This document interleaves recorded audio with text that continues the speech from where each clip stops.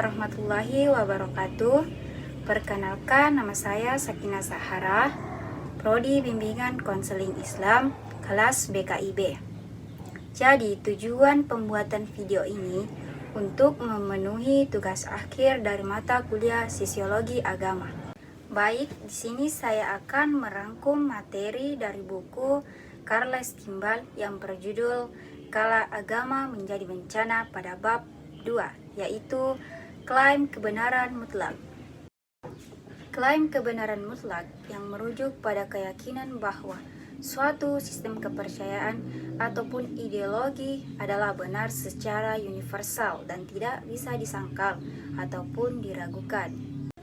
Setiap agama memiliki klaim kebenaran yang mendasari pada keyakinan mereka. Namun, jika klaim tersebut dipertahankan dengan cara yang kaku dan juga eksklusif, maka hal ini dapat menimbulkan ekstremisme dan juga kekerasan. Salah satu contohnya adalah penafsiran literal terhadap teks suci atau klaim kebenaran yang digunakan untuk membenarkan suatu tindakan yang mana sebenarnya tindakan tersebut bertentangan dengan ajaran agama sendiri. Pemahaman agama yang kaku dapat menyebabkan kekerasan ataupun perpecahan di antara umat beragama. Agama bisa menjadi pemicu bencana ketika ajarannya disalahgunakan untuk membenarkan kekerasan ataupun intoleransi. Ketika pemeluk agama terlalu kaku dalam menginterpretasi ajaran agamanya, sehingga mengesahkan tindakan-tindakan yang menimbulkan konflik dan juga bencana. Sejarah telah mencatat banyak contoh di mana interpretasi agama yang kaku dapat menimbulkan atau membenarkan suatu peperangan ataupun tindakan yang mana menyebabkan diskriminasi dan juga pelanggaran hak asasi manusia. Interpretasi pemahaman agama yang kaku sering digunakan untuk membenarkan kekerasan, seperti kasus yang terjadi pada Kristen fundamentalis. Pada tahun 1993, Michael Griffin membunuh Dr. David Gad, seorang dokter yang melakukan aborsi.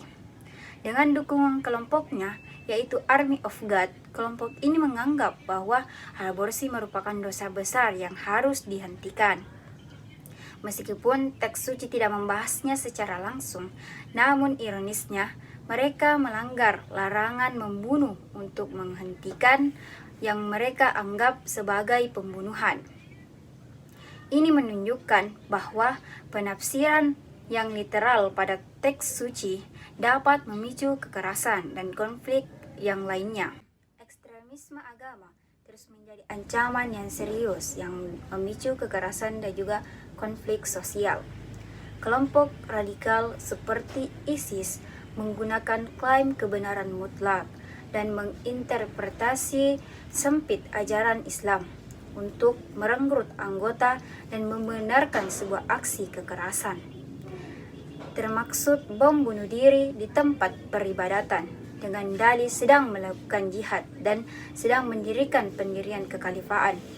Tindakan ini tidak hanya menciptakan istilah baru di masyarakat, yaitu Islamfobia, tetapi juga memperburuk hubungan antara beragama dan juga mengganggu keharmonian sosial yang ada di masyarakat. Ada beberapa contoh kasus yang bertentangan dengan pendapat Kimball pada bukunya, yaitu agama juga dapat menjadi kekuatan positif dalam masyarakat, meskipun kadang disalahgunakan. Contohnya, kerjasama lintas iman KNLWF.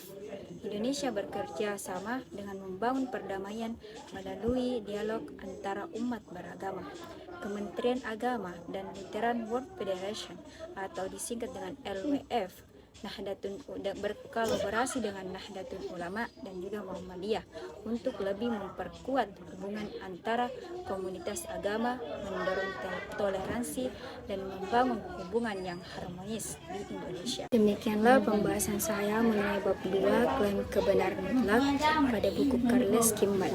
Dari semua yang telah saya sampaikan, kita dapat memahami bahwa klaim ini seringkali menjadi perdebatan dalam berbagai konteks, luas, mulai dari filsafat, agama, hingga ilmu pengetahuan. Jadi penting bagi kita untuk tetap terbuka terhadap perspektif lain, sekaligus berpegang pada prinsip kritis dan mengevaluasi kebenaran. Semoga video ini dapat memberikan wawasan dan menginspirasi kita. Silahkan berdiskusi lebih lanjut pada kolom komentar jika ada hal yang perlu dibicarakan. Terima kasih telah menyaksikan. Semoga video saya dapat menambah wawasan kita. Assalamualaikum warahmatullahi wabarakatuh.